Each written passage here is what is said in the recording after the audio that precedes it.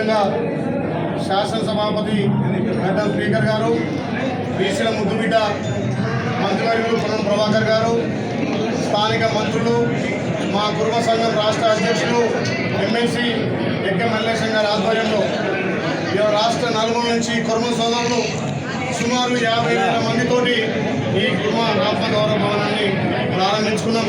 చాలా సంతోషం.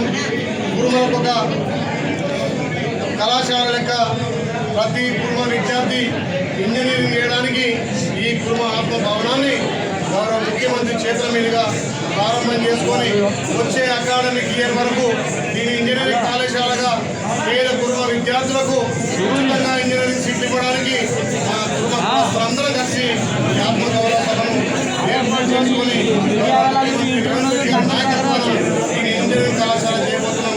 నిజంగా కూడా పెద్ద ఎత్తున మన కుర్మల మీద